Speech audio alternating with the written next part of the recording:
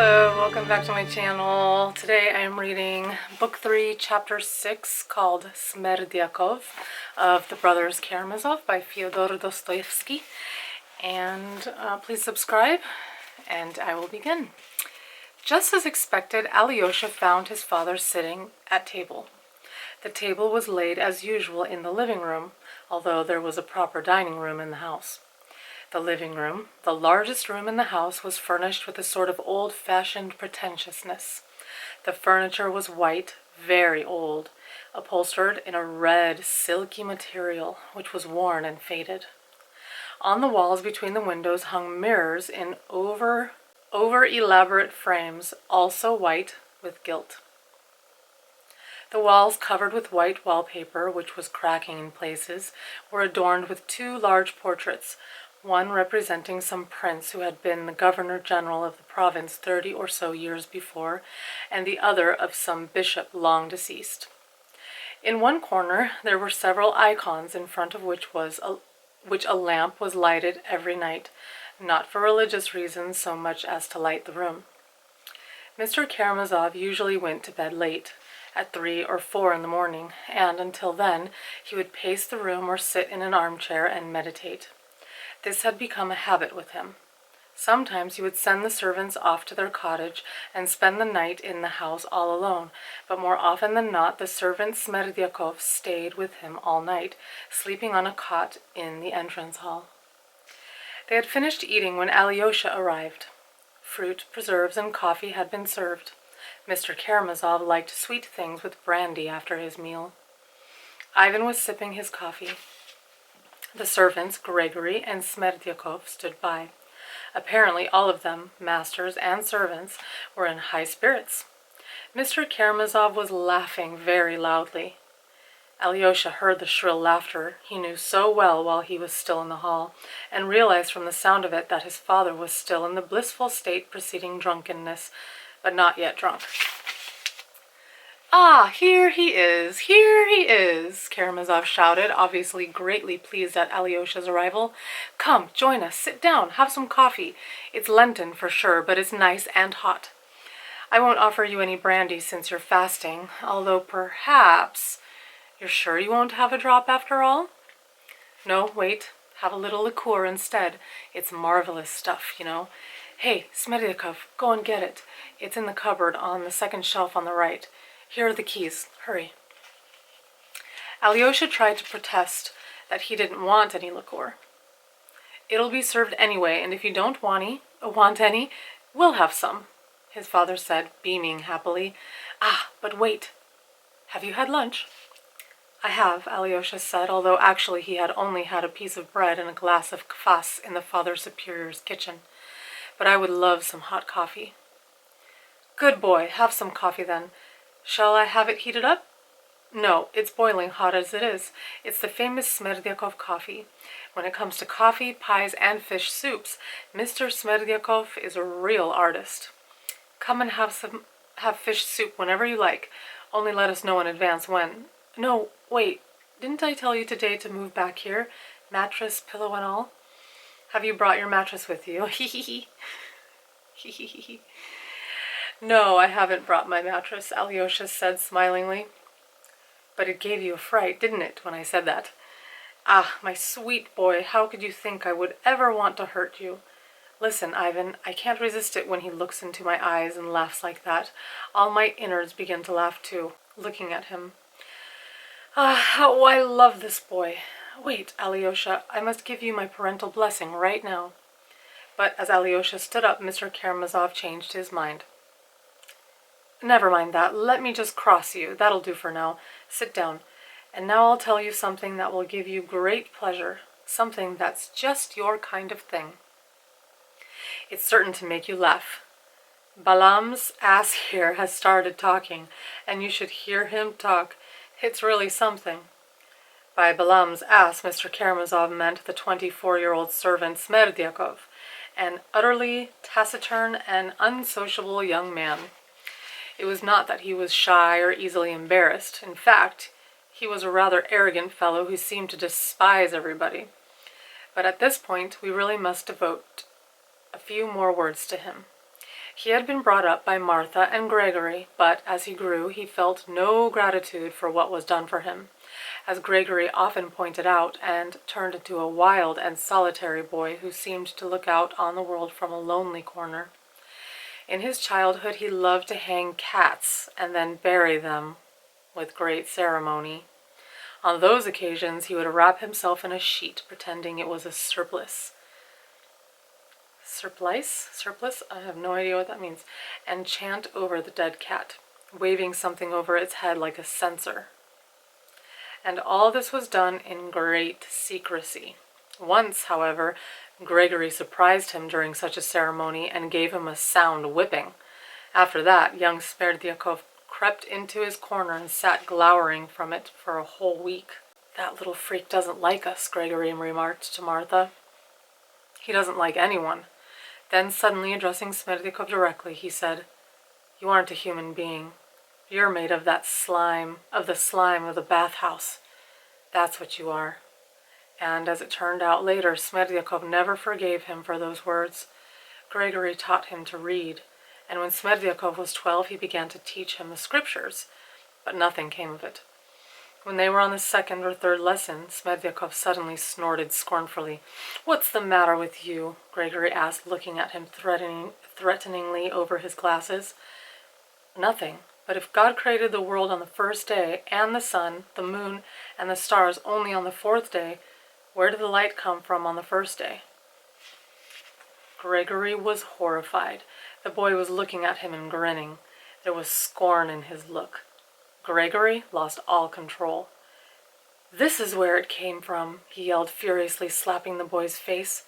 The boy took the slap without protest and stayed in his corner for the next few days. And it so happened that a week after that he had his first fit of the falling sickness, an ailment that was to afflict him for the rest of his life. When Mr. Karamazov found out about it, his attitude toward the boy underwent an abrupt change. Until then, he had showed very little concern for the boy, although he never scolded him, occasionally gave him a kopeck, and when in a good mood sent him something sweet from his table. But when he heard that the boy was afflicted with the falling sickness, he showed a great deal of concern and called in a doctor in the hope that the child could be cured. It turned out, however, that the disease was incurable. The fits occurred irregularly, about once a month. Their severity varied. Some were quite mild, others very violent. Karamazov forbade Gregory to raise a hand to the boy to punish him, and started to allow young Smerdyakov into the upstairs rooms of his house. He also forbade Gregory to try to teach the boy anything at all. But then one day, when Smerdyakov was 15, Karamazov noticed that he was reading the titles of the books through the glass of the bookcase. Karamazov had quite a number of books, 100 or more, although no one had ever seen him reading one. He at once gave Smerdyakov the key to the bookcase, telling him, "Here, go ahead. Read if you feel like it. You'll be the librarian. That's better than running around in the yard. Sit down then, and read this one." Karamazov handed him Gogol's Evening on a Farm near Dikanka. Maybe we should read that one on this channel. Let me write that down. Okay. Smerdyakov read it, but he didn't like it. He never smiled once, and when he finished it, he screwed up his nose in disapproval. "What's the matter? You don't think it's funny?" Smerdyakov remained silent. "Answer me, you fool." "It's all about a lot of things that aren't true," Smerdyakov mumbled with a smirk. "All right, the hell with you. You have a flunky's spirit. No, wait, here's Smaragdov's Universal History. It's all about true things. Read it then." But Smerdyakov could not get through more than 10 pages of it. It was too boring, and so, as a result, the bookcase was locked again. Well, let's write that down. Soon after this, Gregory and Martha reported to their master that Smerdyakov had suddenly become peculiarly fastidious. He would, for instance, sit in front of his plate and feel around in his soup with his spoon as if searching for something, leaning over it, holding up spoonfuls to the light and examining them. "What have you found there? A cockroach?" Gregory would ask him. A fly? Martha would inquire. The fussy young man never answered, and it was the same with the bread and the meat and whatever else he ate. He would spear a piece of meat with his fork and then lift it in the air to examine it in the light, giving it a microscopic examination, thoroughly and at great length, before finally deciding to put it in his mouth. And who is this young gentleman we're saddled with? Gregory and Martha muttered, watching him. But when Karamazov learned of this new development in Smerdyakov, he at once decided that he was destined to be a cook and sent him off to Moscow to be trained. Smerdyakov spent several years as an apprentice cook, and when he came back, his appearance had changed a great deal. He had aged tremendously and now looked much older than he was, wrinkled, shriveled, and yellow-faced. He reminded one of a eunuch. But his character was the same as before he had left for Moscow. He was still as unsociable as ever, and seemed to have no need whatever for anyone's company. And it was learned later that even in Moscow, Smerdyakov had been his usual silent self. The city itself had aroused very little interest in him, and, although he learned something there, he paid little attention to the rest. He went to the theater once, but came back bored and displeased. He returned from Moscow wearing good, neat clothes with a clean shirt and underwear. He brushed his suit with great care twice a day, but most of all he loved his beautiful boots, which he took great joy in polishing with English boot polish until they shone like mirrors. He proved to be an excellent cook. Mr. Karamazov decided to pay him regular wages, which Smerdyakov spent almost entirely on clothes, hair, pomades, perfumes, and so on. However, he seemed to despise women as much as he despised men, and was cool and distant with them. Now Karamazov started to look at him again with different eyes. Smerdyakov's epileptic fits became worse, and on those days Martha had to cook for the master. Karamazov did not like that at all. "Why should your fits occur more often now?" he would mutter sometimes, glaring at his Moscow-trained cook and studying Smerdyakov's face intently. "What about getting married? Would you like me to get you a wife?" Such suggestions only made Smerdyakov turn pale with indignation. Although he never answered anything, Karamazov would throw up his hands helplessly and turn away. A very important fact is that Karamazov was completely and unshakably convinced that Smerdyakov was honest, and would never steal or take anything that wasn't his. Once, when he was drunk, Karamazov dropped 300-ruble bills, which he had just received, into the mud of his own courtyard. He only remembered about them the next morning, and then, as he started feverishly searching through his pockets, he saw the 3 bills lying on his dining table. How had they gotten there? Smerdyakov had picked them out of the mud and put them there. "Well," Karamazov liked to conclude, "I've never known a servant like that." He gave Smerdyakov 10 rubles as a reward. It should be added that Karamazov was not only convinced of Smerdyakov's honesty, he was even fond of him somehow, although Smerdyakov made no exception for him, looking at him with the same jaundiced eye as he looked at the rest of the world, and seldom saying anything to him. If at that time anyone had looked at Smerdyakov, he could not possibly have told what he was interested in or what he was thinking about. And yet sometimes, even in the house, and more often in the yard, or as he was walking along the street, he would suddenly stop and stand stock still, deep in thought, for 10 minutes or so. A physiognomist might have said that there were no ideas, no thoughts in his head, that it was a sort of contemplation. The painter Kramsky has a remarkable painting called The Contemplator, a road with a wintry forest in the background, and on the road, wearing a ragged coat and felt shoes, stands a lonely, forlorn peasant who has lost his way, and who seems to be thinking hard about something, but is actually not thinking at all, but just contemplating.